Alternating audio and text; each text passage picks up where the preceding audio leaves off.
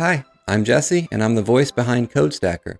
I wanted to quickly introduce myself and give you an update on my plans for this channel in 2020.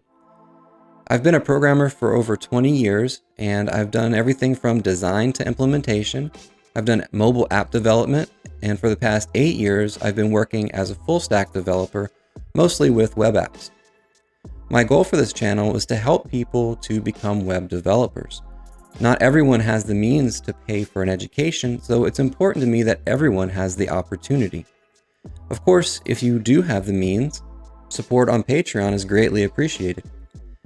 As far as my plans for 2020, January is JavaScript January, so I plan on releasing a new video every day in January.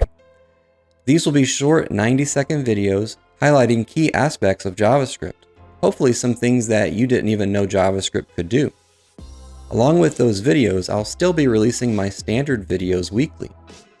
I've been working on some courses, and I plan on releasing at least 3 courses in 2020. The first will be a basic course that will help you to get your environment set up for proper web development. I found that this subject is just glanced over in many courses, and you are just expected to know how to set up your local environment. The second course will be a complete guide to web development. I'll cover all aspects of HTML, CSS, and JavaScript, from basic to advanced topics. We'll create 3 projects from beginning to end and deploy them.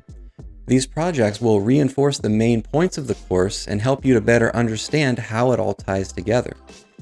The third course I haven't decided on yet. I'd actually like to have your input on what the subject should be. I've narrowed it down to React, Vue, Svelte, or Flutter. I'll have a poll for you, and you can also let me know in the comments below what subject you'd like to learn about. I'm also still deciding on what platform I'm going to use for these courses. It's either going to be Skillshare, Udemy, or Teachable. If you have any opinions on these platforms, let me know in the comments below as well.